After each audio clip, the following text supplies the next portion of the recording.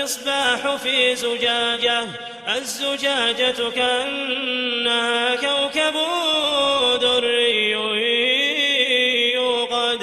اللہ تعالیٰ جل شانہ نے ارشاد فرمایا، اے ایمان والو، تمہارے اوپر روزے فرض کر دیے گئے جس طرح تم سے پہلوں پہ فرض کیے گئے تھے تاکہ تمہیں تقوی ملے۔ الصوم فی اللغت الامساک، روزہ لغت میں رک جانے کو کہتے ہیں۔ جب ہوا کے تیز جھکڑ چلتے چلتے رک جاتے تو اہل عرب کہتے سامت الریح، کہ ہوا رک گئی۔ تیز دوڑتا ہوا گھوڑا جب اچانک ٹھہرتا تو وہ کہتے سام الخیل، منہ زور گھوڑا رک گیا۔ تو روزے کو بھی روزہ اس لیے کہا جاتا ہے کہ نفس کا سرکش اور منہ زور گھوڑا رمضان میں رک جاتا ہے، اور جو اللہ کے حکموں کو ڈٹائی سے توڑتے ہیں رمضان میں ان کے سر بھی سجدوں میں دیکھیں۔ تو اس لیے صوم کو صوم کہا جاتا ہے کہ اس میں انسان گناہوں سے رک جاتا ہے۔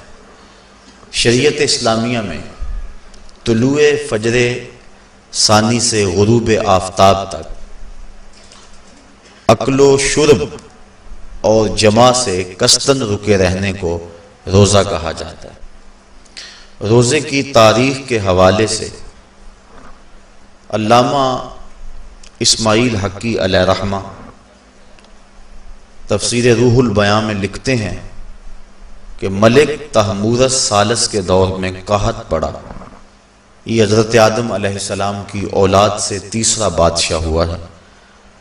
تو اس نے اپنی قوم کو حکم دیا کہ وہ ایک وقت کا کھانا کھائیں اور ایک وقت کا کھانا بچا کر قحط زدہ علاقوں میں بھیجیں تاکہ دکھیوں اور مجبوروں کی مدد ہو سکے۔ ملک تحمورس الثالث کے اس حکم کو قوم نے قبول کیا اور ایک وقت کا کھانا بچا کر کے قحط زدہ علاقوں میں بھیجا۔ اس قوم کی یہ ادا اللہ کو پسند آ گئی تو اللہ نے اس کو عبادت قرار دے دیا۔ پھر اس کے بعد ہر نبی پر روزہ فرض ہوا۔ کما کتب علی الذین من قبلکم، اس پہ شاہد عادل ہے۔ حضور علیہ السلام فرضیت روزہ سے قبل ایام 20 کے روزے رکھا کرتے تھے۔ ہر ماہ کی 13، 14 اور 15 تاریخ کو قمری تقویم کے حساب سے جو روزے رکھے جاتے ہیں ان کو ایام 20 کے روزے کہا جاتا ہے۔ لیکن اس کے بعد پھر عاشورہ کا روزہ حضور نے معمول بنایا، اور اس کو کسی صورت بھی حضور اور صحابہ ترک نہیں کرتے تھے۔ فصام رسول اللہ وامر بصیامہ، حضور نے خود بھی روزہ رکھا اور صحابہ کو بھی حکم دیا کہ یہ روزہ رکھیں۔ لیکن جب سن 2 ہجری کو واقعہ بدر سے 1 مہینہ قبل 17 شعبان المعظم کو جب روزہ فرض کیا گیا تو پھر حکم دے دیا گیا۔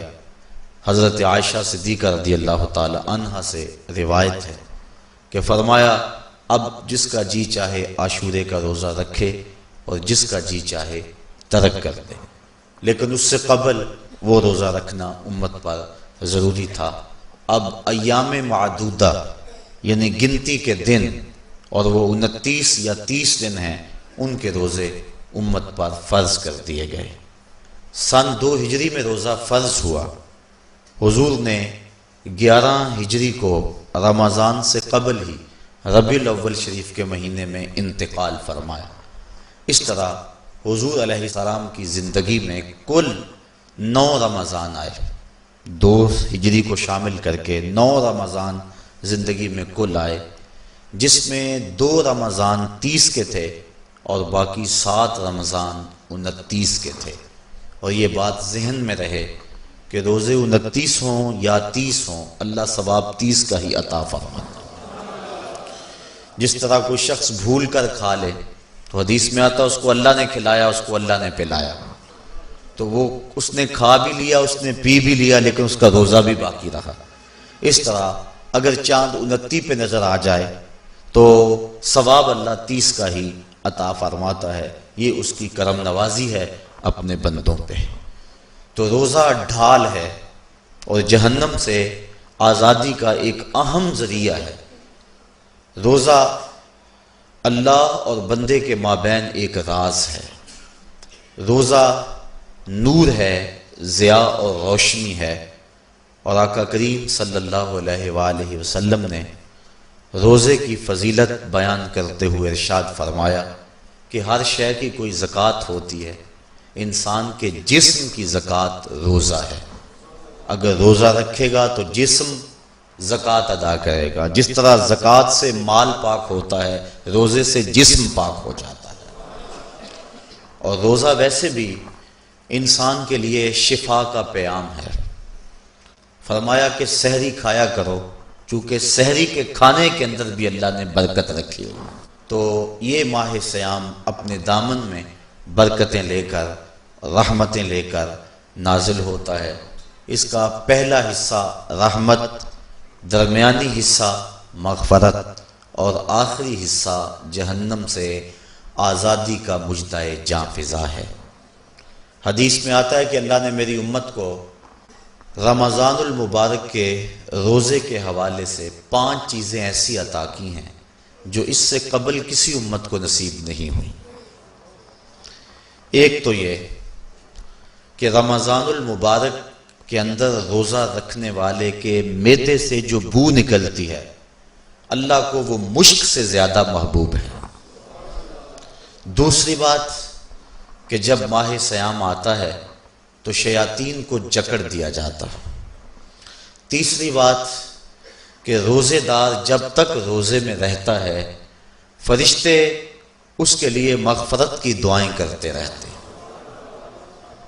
اور چوتھی بات، جب ماہ صیام کی آخری رات آتی ہے تو اس کے سارے گناہوں کو بخش دیا جاتا ہے اور اس کو جہنم سے آزادی کا پروانہ مل جاتا ہے۔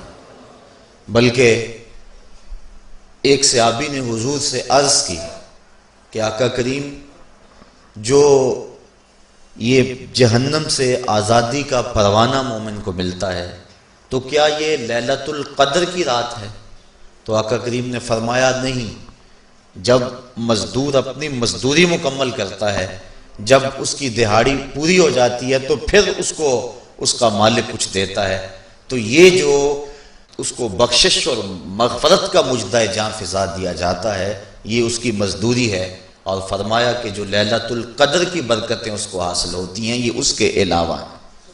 اور یہ اللہ تعالیٰ جل شانہ نے خاص کرم نوازی فرمائی بندہ مومن پر کہ اس کو یہ بابرکت رات عطا فرمائی۔ اور 5ویں فضیلت جو اس کو دی گئی، روزہ دار کو اور حضور سے قبل جو امتوں میں لوگ روزے رکھتے تھے، یہ فضیلتیں ان کو نہیں عطا کی گئی۔ جنت کو پورا ماہ مومن کے لیے آراستہ و پیراستہ کیا جاتا ہے۔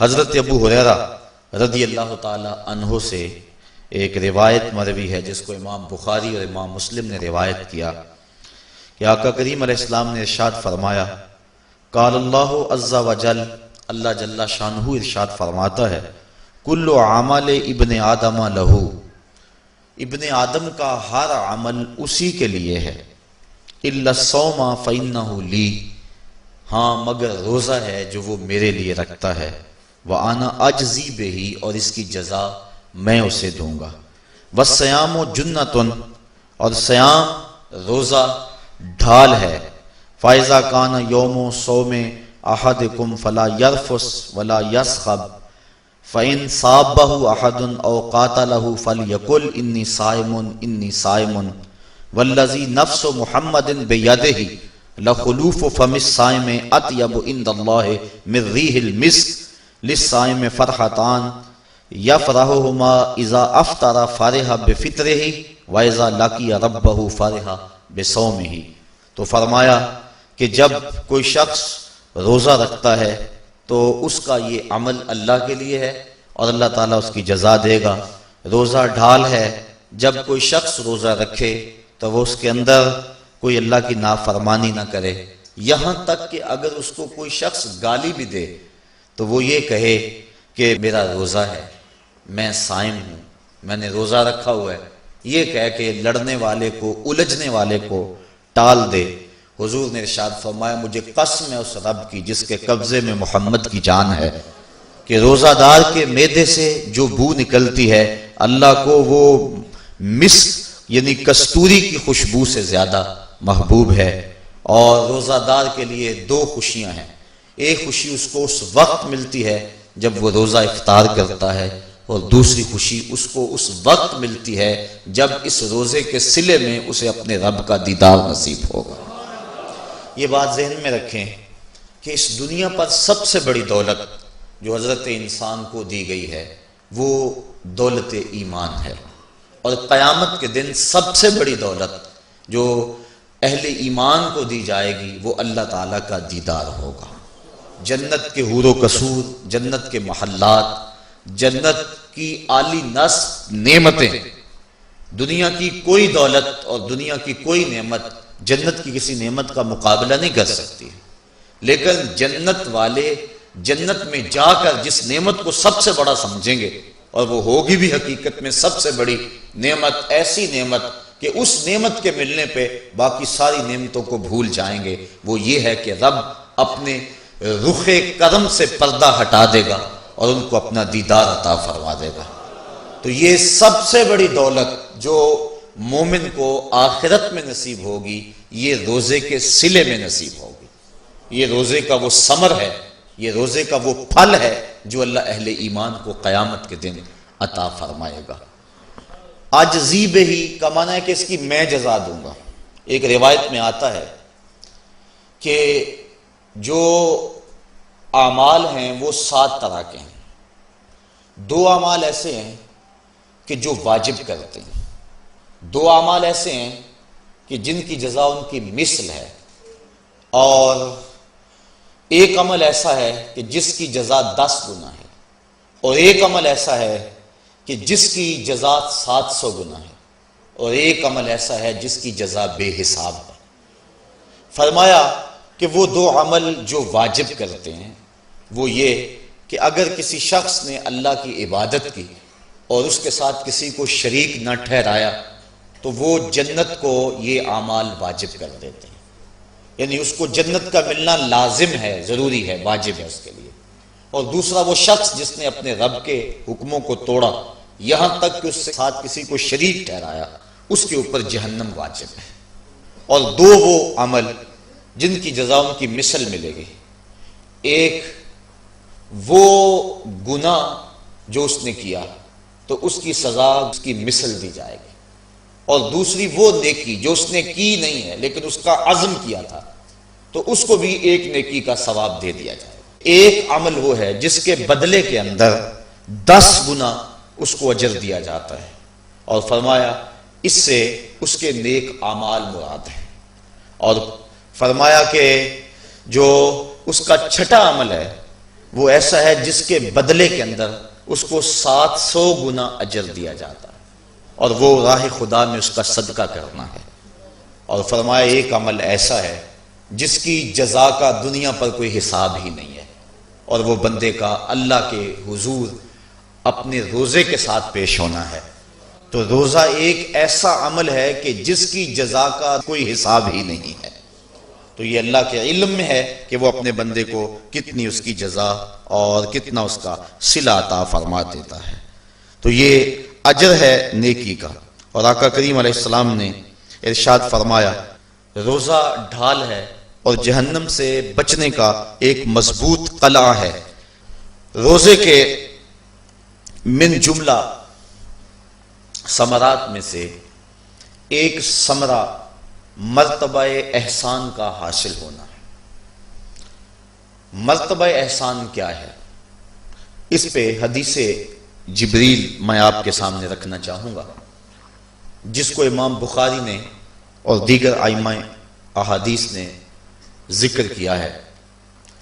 مسجد نبوی کا ماحول تھا، مدینہ شریف کی فضائیں تھیں، صحابہ حضور کی صحبت میں جلوہ فراز تھے، نور بٹ رہا تھا، اجالے اتر رہے تھے، صحابہ کے من روشنی سے مالا مال تھے کہ حضرت عمر فاروق رضی اللہ تعالی عنہ فرماتے ہیں کہ ایک شخص آیا جس کی گھنی سیاہ داڑھی تھی اور اس کا سفید لباس تھا، ہم میں سے اسے کوئی جانتا بھی نہیں تھا، لیکن اپنے وجود کی تر و تازگی کی وجہ سے وہ مسافر بھی دکھائی نہیں دیتا تھا، چونکہ مسافر ہوتا تو آثار سفر اس کے بدن سے ظاہر ہوتے، لگتا تھا جس طرح یہی کسی گلی سے نکل کے آیا ہے، لیکن چونکہ وہ وہاں کا رہنے والا نہیں تھا، ہم میں سے اسے کوئی پہچانتا بھی نہیں تھا۔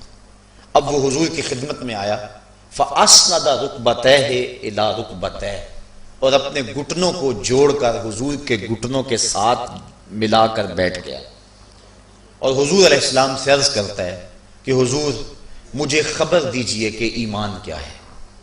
حضور نے ارشاد فرمایا ایمان یہ ہے کہ تو اللہ پر ایمان لائے، اس کے رسول پر ایمان لائے، پچھلی کتابوں پہ ایمان لائے، اچھی بری تقدیر پہ ایمان لائے، فرشتوں پہ ایمان لائے، بتایا حضور نے۔ تو اس نے کہا صدقتا، آپ نے سچ کہا۔ کہتے ہیں ہمیں بڑا تعجب ہوا کہ خود ہی سوال کرتا ہے اور خود ہی تائید کر دیتا ہے۔ پھر کہنے لگا اسلام کیا ہے؟ تو حضور علیہ السلام نے فرمایا اسلام یہ ہے کہ تو نماز پڑھے، روزہ رکھے، حج کرے، زکوٰۃ ادا کرے، اراکین اسلام اس کو بیان کیے۔ کہنے لگا آپ نے سچ کہا۔ کہتے ہیں ہمیں پھر تعجب ہوا کہ خود ہی ایک بات کہہ رہا ہے اور خود ہی پھر اس کی تصدیق کر رہا ہے۔ کہتے ہیں پھر وہ پوچھتا ہے مل احسان، حضور احسان کیا ہے؟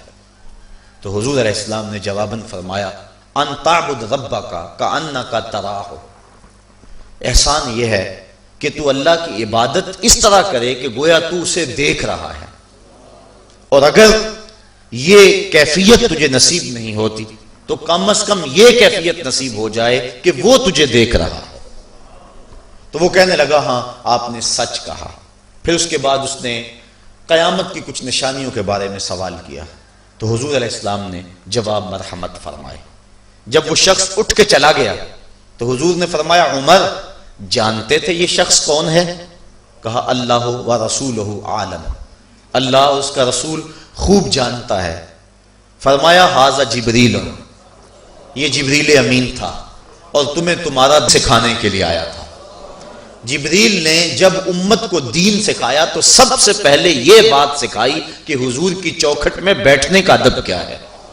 دونوں گھٹنے بچھا کر وہ اس طرح حضور کی چوکھٹ میں ادب کے ساتھ بیٹھا، اور اس کے بعد حضور سے اس نے سوالات کیے۔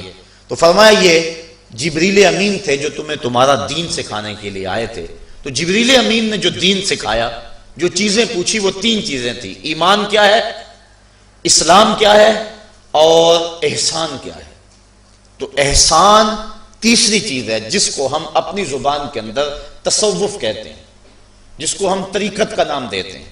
تو اس کو درجہ احسان یا مرتبہ احسان کہا جاتا ہے، اور یہ دین کی روح ہے۔ جو لوگ طریقت کا انکار کرتے ہیں وہ دین کی روح کا انکار کرتے ہیں۔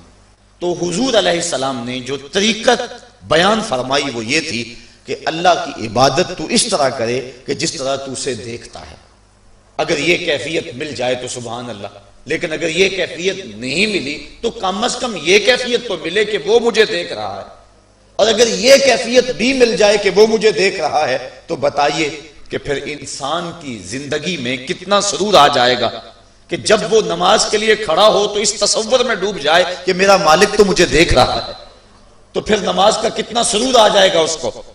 اور جب وہ کوئی اور نیک عمل کر رہا ہو تو اس تصور میں ڈوب جائے کہ میرا مالک میرے اوپر نگاہ لطف فرما رہا ہے، تو پھر اس کی کیفیت کا عالم کیا ہوگا۔ تو پہلی کیفیت کہ تو اسے دیکھ رہا ہے۔ حضرت علی المرتضیٰ رضی اللہ تعالی عنہ سے کسی نے پوچھا جس رب کی عبادت کرتے ہو کیا اس کو کبھی دیکھا بھی ہے؟ تو حضرت علی المرتضیٰ نے جواباً کہا لم اعبد ربا لم اراہ، اے صاحب کبھی کبھی کی بات کیا کرتا ہے، علی تو اتنی دیر تک سجدے سے سر ہی نہیں اٹھاتا جب تک اس کے جمال جہاں آرا سے فیض یاب نہیں ہو جاتا۔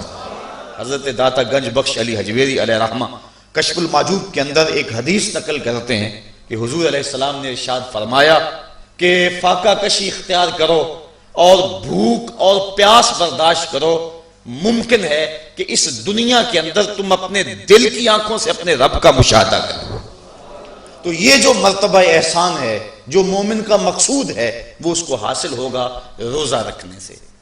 اور اگر چلو کسی روزہ دار کو یہ کیفیت نہ ملے کہ وہ اپنے رب کے جمال جہاں آرا کو دیکھ لے، اس کے جلووں کو دیکھ لے، اس کے دیدار کی دولت سے مالا مال ہو جائے، اس کا دل اس کی محبت میں ایسا ڈوبے کہ وہ جدھر دیکھے اسی کے جلووں کو ہی دیکھتا چلا جائے، اگر روزہ دار کو ایسی دولت نہ بھی نصیب ہو تو کم از کم روزہ دار کو یہ دولت تو ضرور ملے گی کہ وہ اس احساس میں ڈوب جائے گا کہ میرا رب مجھے دیکھ رہا ہے۔ گناہگار سے گناہگار شخص بھی کڑکتی ہوئی دوپہر میں ٹھنڈا پانی دستیاب ہونے کے باوجود ایک گھونٹ بھی حلق سے نیچے نہیں اتارتا، کیوں؟ اس لیے کہ میرا مالک تو مجھے دیکھ رہا ہے۔ تو یہ احساس اس کو آیا کہ نہ آیا؟ کاش کہ رمضان میں یہ نور جو ہم کو نصیب ہوتا ہے، یہ رمضان کا خاص نور ہے، مرتبہ احسان سے پھوٹتا ہوا یہ اجالا رمضان میں ایک گناہگار سے گناہگار شخص بھی حاصل کر لیتا ہے کہ وہ اس احساس میں ڈوب جاتا ہے کہ میرا مالک مجھے دیکھ رہا ہے۔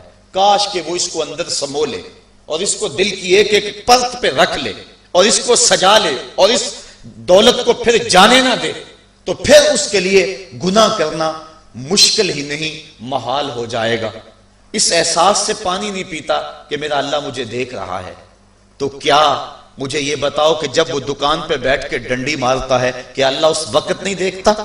جب وہ کسی کی جیب کاٹتا ہے اللہ اس وقت نہیں دیکھتا؟ جب وہ رشوت لے رہا ہوتا ہے اللہ اس وقت نہیں دیکھتا؟ کہ اللہ تعالیٰ صرف رمضان میں دیکھتا ہے، غیر رمضان میں نہیں دیکھتا؟ تو یہ احساس کاش کہ اس کے ساتھ لگ جائے کہ میرا مالک مجھے دیکھ رہا ہے، تو پھر گناہ کرنا مشکل ہی نہیں، ناممکن ہو جاتا ہے۔ ساتویں کوٹھڑی میں جب سارے دروازے بند کر کے بت کے اوپر موٹا کپڑا ڈال کے زلیخا بولی ہے تالک یوسف اب آ جاؤ نا، اب تو کوئی نہیں دیکھ رہا ہے، تو یہی احساس تھا جس نے روشنی دی۔ قال معاذ اللہ، کہا اللہ کی پناہ، تو اپنے معبود سے موٹی چادر ڈال کر چھپ گئی، لیکن میرا خدا تو ساتویں کوٹھڑی میں بھی دیکھ رہا ہے۔ پھر اتنی روشنی برسی، اتنے اجالے اترے کہ گناہ کیا، گناہ کا تصور بھی محال ہو گیا۔ تو یہ یقین، یہ اذعان کہ میرا مالک مجھ کو دیکھ رہا ہے، انسان کے لیے گناہ کو مشکل ہی نہیں، ناممکن بنا دیتا ہے۔ اور میرے اور آپ کے آقا و مولا نے فرمایا سبعۃ یظلھم اللہ تعالی فی ظلہ یوم لا ظل الا ظلہ، امام عادل وشاب نشا فی عبادت اللہ ورجل قلبہ معلق بالمساجد ورجل دعته امرأة ذات منصب وجمال فقال انی اخاف اللہ ورجلان تحابا فی اللہ اجتمع علیہ وتفرقا الیہ ورجل تصدق بصدقة فأخفاها حتى لا تعلم شماله ما تنفق يمينه ورجل ذكر الله خاليا ففاضت عيناه او كما قال۔ حضور ارشاد فرماتے ہیں کل قیامت کے دن جب کوئی سایہ نہیں ہوگا، 7 اشخاص ایسے ہیں اللہ تعالیٰ جنہیں اپنے عرش کا ٹھنڈا سایہ نصیب فرمائے گا۔ حدیث طویل ہے اور مجھے وقت کے گزرنے کا شدت سے احساس ہے، میں اپنا مقصود آپ کے سامنے رکھوں گا۔ چوتھا شخص وہ وَرَجُلٌ دَعَتْهُ امرأة ذات منصب وجمال فقال انی اخاف اللہ۔ چوتھا وہ شخص جس کو کسی عورت نے دعوت گناہ دی، اور وہ عورت کوئی معمولی عورت نہیں تھی، ذات و منصب و جمال، ایک روایت میں ذات و حسب و جمال، یعنی منصب اور جمال کی مالکہ تھی، یا حسب و نسب اور جمال کی مالکہ تھی، اور اس نے نوجوان کو دعوت گناہ دی۔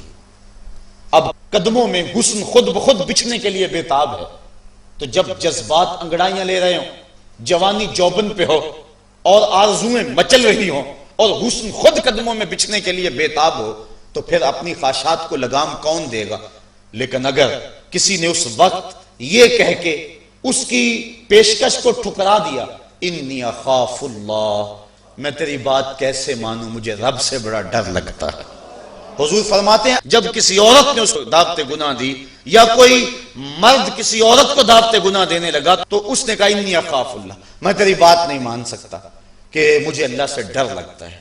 حضور فرماتے ہیں کل قیامت کے دن جب سورج سوا نیل پہ ہوگا اور زمین تانبے کی ہوگی، لوگ پسینے میں شرابور ہوں گے، اللہ پورے قہر و غضب اور جلال میں ہوگا، لوگ برہنہ اٹھائے جائیں گے، پسینے سے شرابور ہوں گے، ندامت ان کے چہرے پہ چڑھی ہوئی ہوگی، لیکن 7 اشخاص میں سے ایک شخص یہ ہے کہ قیامت کے دن جب کوئی سایہ نہیں ہوگا، اللہ اسے اپنے عرش کا ٹھنڈا سایہ نصیب فرما دے گا، کہ جس نے برائی کو یہ کہہ کے ٹھکرا دیا کہ میرا رب مجھے دیکھ رہا ہے اور میں اس سے خوف کھاتا ہوں۔ امام یافعی نے روض الریاحین کے اندر یہ واقعہ لکھا ہے کہ ایک نوجوان کپڑے کی دکان پہ کام کرتا تھا، ایک عورت آئی، اس کا اس جوان پہ دل آ گیا، اس نے کپڑا ضرورت سے زیادہ خرید لیا اور مال کے دکان سے کہنے لگی جوان کو میرے ساتھ بھیج دو، میری گٹھڑی بھاری ہے، گھر چھوڑ آئے۔ مال کے دکان اس کی نیت سے آگاہ نہ ہو سکا، اس نے نوجوان کو ساتھ بھیج دیا۔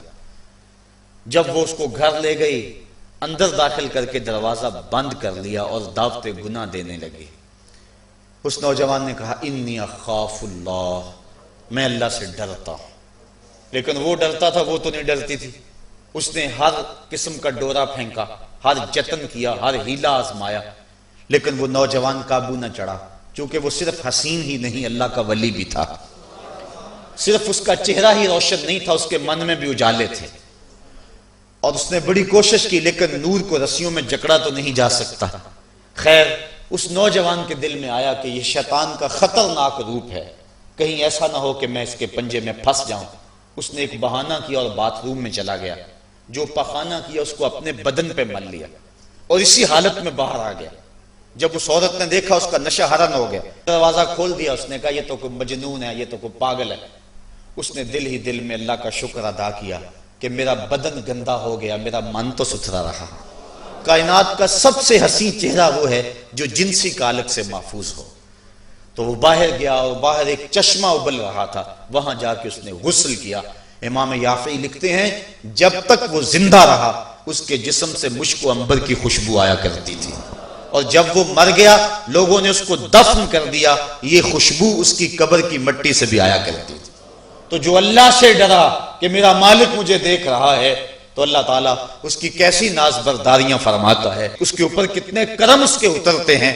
تو کہا کہ وہ شخص جس نے اللہ سے ڈر کر گناہ کو چھوڑا، کل قیامت کے دن جب کوئی سایہ نہیں ہوگا، اللہ اسے اپنے عرش کا ٹھنڈا سایہ نصیب فرما دے گا۔ تو یہ رمضان کا فیض ہے کہ انسان بے شمار گناہوں کے باوجود بھی تڑپتی کڑکتی دوپہر کے اندر بھی ٹھنڈا پانی اپنے منہ کے قریب بھی نہیں لاتا، وضو کرتے ہوئے بھی احتیاط کرتا ہے، غسل کرتے ہوئے بھی احتیاط کرتا ہے کہ کوئی قطرہ حلق سے نیچے اتر نہ جائے، اس احساس میں کہ میرا رب مجھے دیکھ رہا ہے۔ یار روزے کا اور کیا ثمرہ چاہیے کہ وہ جو دولت صوفیاء نے زندگیاں کھپا دی، جس دولت کو حاصل کرنے کے لیے، مرتبہ احسان کو پانے کے لیے روزے دار نے سحری کھائی، ابھی جو ہے وہ سحری کا وقت ختم ہوا تھا کہ یہ احساس اس کے ساتھ لگ گیا، اور وہ تنہائی کے اندر بھی اللہ سے ڈرتا ہے اور کھانے پینے سے باز رہتا ہے، اس تصور کے ساتھ کہ میرا مالک مجھے دیکھ رہا ہے۔ روزے کا ایک ثمر اور ایک پھل یہ ہے کہ بندے کو تقوی کا نور نصیب ہوتا ہے، اور اللہ تعالیٰ نے یہاں قرآن مجید کے اندر جہاں روزے کی فرضیت کا ارشاد فرمایا، وہاں ساتھ یہ بات فرمائی کہ اس لیے تمہارے اوپر روزہ فرض کیا گیا ہے تاکہ تم متقی بن جاؤ۔ یہ مقصد روزہ ہے، اللہ یہ چاہتا ہے، ورنہ اس کو کیا ضرورت ہے کہ بندے کو بھوکا اور پیاسا رکھے، وہ تو چاہتا ہے کہ یہ برائیوں سے باز آ جائے۔ بلکہ بخاری شریف کی حدیث ہے، حضور علیہ السلام نے ارشاد فرمایا من لم یدع قول الزور والعمل به فلیس للہ حاجۃ فی ان یدع طعامہ وشرابہ، جو شخص جھوٹ اور جھوٹے کام نہیں چھوڑتا، اللہ کو اس کے بھوکا اور پیاسا رہنے کی کوئی ضرورت نہیں ہے۔ اللہ نہیں چاہتا کہ وہ بھوک اور پیاس کی مشقت گوارا کرے، اس کا تو مقصود یہ ہے کہ اس کے دل کے اندر اس کی خشیت پیدا ہو جائے، اسی لیے اس نے روزہ ہمارے اوپر فرض کیا ہے، ورنہ وہ کیسے چاہتا ہے کہ میرا بندہ بھوکا رہے؟ ایک ماں نہیں چاہتی کہ میرا بیٹا بھوکا رہے، اور جو 70 ماؤں سے زیادہ پیار کرتا ہے اس نے کیسے چاہ لیا کہ میرا بندہ بھوکا رہے؟ ماں کے پیار کو دنیا کے کسی ترازو پہ نہیں تولا جا سکتا، اور جو مالک ہے، ماں کو اتنا پیار بیٹے سے کس لیے ہے؟ اس لیے کہ اس نے بیٹے کو جنم دیا، جس نے جنم دیا اس کو اتنا پیار ہے، تو جس نے تخلیق کیا اس کو کتنا پیار ہوگا؟ تو ماں نہیں چاہتی میرا بیٹا بھوکا رہے، تو مالک نے کیسے چاہ لیا؟ چلو آؤ پھر ماں کی گود میں آ جائے۔ ماں بیٹے کی آنکھ میں ایک آنسو بھی گوارا نہیں کرتی تھی۔ بیٹا ہو گیا بیمار، ماں لے گی ڈاکٹر کے پاس، اس نے جو دوا تجویز کی وہ کڑوی تھی، ماں نے زبردستی لٹا لیا، بیٹا پیتا نہیں، ماں نے منہ کھولا اور کڑوے سیرپ کے قطرے اس کے حلق میں ٹپکا رہی ہے۔ بچہ چیختا ہے، لیکن جوں وہ سیرپ کے قطرے حلق سے نیچے اترتے چلے جاتے ہیں، ماں کو قرار آتا جاتا ہے، اس کو طمانینت ملتی جاتی ہے۔ ماں کیا صفاق ہو گئی؟ نہیں۔ اس کا پیار چھن گیا؟ نہیں۔ اس کی ممتا رخصت ہو گئی؟ نہیں۔ وہ تو بیٹے کی آنکھ میں ایک آنسو بھی گوارا نہیں کرتی تھی، اور اب تڑپتا ہوا بیٹا، لیکن ماں کے چہرے پہ طمانینت کا نور ہے۔ اصل بات یہ ہے کہ ماں جانتی ہے، بیٹا نہیں جانتا۔ ماں جانتی ہے چند لمحوں کی تکلیف ہے، نتیجہ شفا کی صورت میں برآمد ہوگا۔ اس لیے ماں کی نظر اس تڑپنے پہ نہیں ہے، ماں کی نظر اس نتیجے پہ ہے۔ مالک جو 70 ماؤں سے زیادہ پیار کرتا ہے، وہ بھی نہیں چاہتا کہ میرا بندہ بھوکا اور پیاسا رہے، لیکن مالک کہتا ہے اس کے باوجود تو بھوکا اور پیاسا رہے گا، کیوں؟ لعلکم تتقون، میرے بندے تجھے تقوی کی بہاریں نصیب ہوں گی، تیرے من کو روشنی اور تیرے من کو اجالا نصیب ہو جائے گا۔ تو یہ تقوی نصیب ہوتا ہے روزے سے۔ چونکہ یہ بات ذہن میں رکھیں، ہمارے دو دشمن ہیں جو ہمیں نیکی کے راستے سے روک رہے ہیں۔ بات لمبی ہو رہی ہے، اختصار کر رہا ہوں۔ ہمارے دو دشمن ہیں جو ہر وقت ہمارے ساتھ لگے ہوئے، ایک شیطان اور دوسرا نفس۔ جو شیطان ہے وہ بڑا دشمن ہے یا نفس بڑا دشمن ہے؟ تو آپ اس بات پہ کسی دلیل کی ضرورت نہیں، آپ سب کہہ رہے ہیں کہ نفس۔ اور سادی سی بات ہے کہ شیطان آدمی کو بہکاتا ہے، لیکن شیطان جب خود بہکا، اس نے انکار سجدہ کیا، اس وقت کوئی دوسرا شیطان تو تھا نہیں۔ تو شیطان کو شیطان بنانے والا نفس ہے، تو یہ نفس شیطان سے بھی بڑا دشمن ہے۔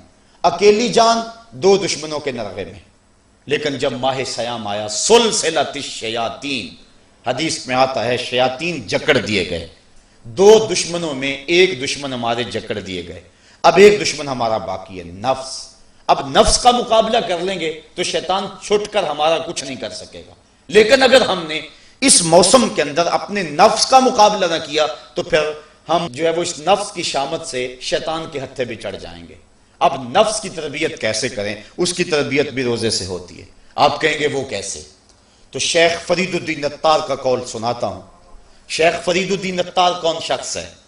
کسی معمولی شخص کا نام شیخ فرید الدین عطار نہیں ہے۔ علامہ اقبال کے روحانی پیشوا، جن کو وہ مرشد رومی کہتے ہیں اور اپنے آپ کو مرید ہندی کہتے ہیں۔ اور یہ بات ذہن میں رکھیں کہ اقبال نے رومی کو ویسے پیر نہیں مان لیا، بڑا چن کے پیر تلاش کیا اقبال نے، بلکہ جب پیر دو ہوں اور دونوں ہی بڑے قابل ہوں اور مرید کے لیے مصیبت بن جائے کہ ادھر جاؤں کدھر جاؤں، امتحان تو اس وقت ہوتا ہے۔ اب اقبال کے لیے جو ہے وہ دو چیزیں تھیں، ایک راضی اور ایک رومی۔ اقبال کہتا تھا میں رومی کو پیر مانوں یا راضی کو پیر مانوں، چونکہ راضی استدلال کا شہنشاہ ہے اور اقبال فلسفے کا امام ہے۔ فلسفی کا مزاج یہی چاہتا ہے کہ جو استدلال کا بادشاہ ہو اس کو اپنا شیخ مانا جائے، لیکن جو رومی ہے وہ دل کا شہنشاہ ہے۔ اقبال شاعر ہے اور اقبال کا مزاج تھا کہ جو میرے دل کا بھی امام ہو وہی میرا شیخ ہو اور وہی میری رہبری کرے۔ تو اقبال جو ہے وہ الجھا رہا اس معاملے میں، کیا کروں؟ وہ خود کہتا ہے اسی کشمکش میں گزری میری زندگی کی راتیں، کبھی سوز و ساز رومی، کبھی پیچ و تاب راضی۔ کبھی رومی کا سوز و ساز مجھے پسند آتا تھا، کبھی راضی کا جو ہے وہ مجھے پیچ و تاب پسند آتا تھا۔ پھر اقبال نے زندگی کی کئی بہاریں مرشد کے انتخاب کے اندر گزار دیں کہ میں رومی کے ہاتھ پہ بیعت کروں یا راضی کے ہاتھ پہ بیعت کروں۔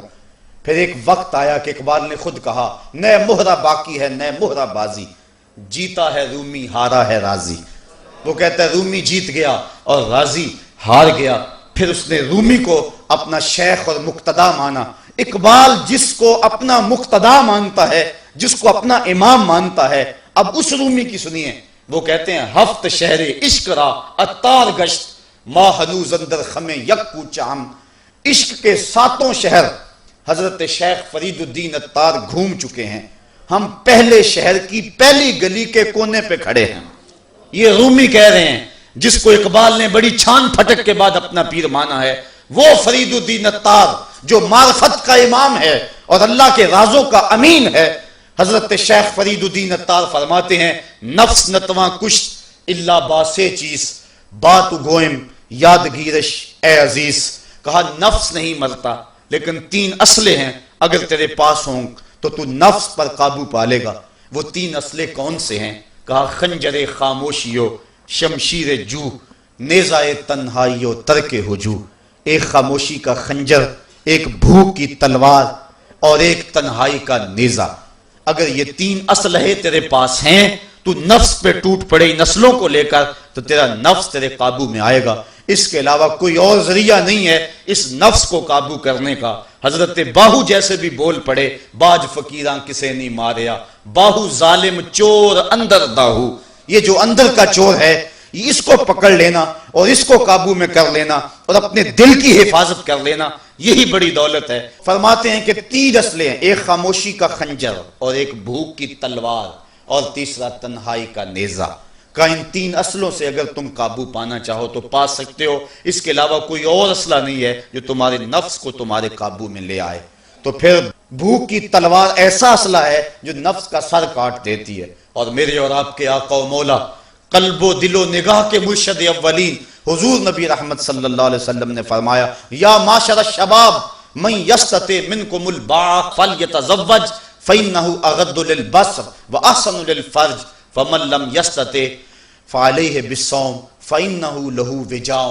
اے جوانوں کے گروہ، تم میں سے اگر کوئی شخص نکاح کی طاقت رکھتا ہے تو وہ نکاح کر لے، یہ نظر اور شرمگاہ کا محافظ ہے۔ اور اگر تم میں سے کوئی نکاح کرنے کی فی الحال طاقت نہیں رکھتا تو وہ روزے رکھے، روزے شہوات کو توڑتے ہیں۔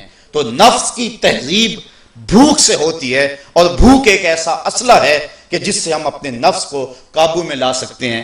حضرت نظام الدین اولیاء علیہ رحمہ جو تصوف کے سرخیل اور امام ہیں، آپ فرماتے ہیں کہ آدھی فقیری روزہ ہے اور آدھی فقیری باقی سب کچھ ہے۔ تو روزہ اگر نصیب ہو گیا تو پھر مالک کا قرب مل گیا، اور یہ تقوی کا نور ہمیں روزے سے حاصل ہوگا۔ روزے کے ثمرات تو بہت سارے، لیکن وقت کی سمٹتی ہوئی عقائیاں مجھے ملحوظ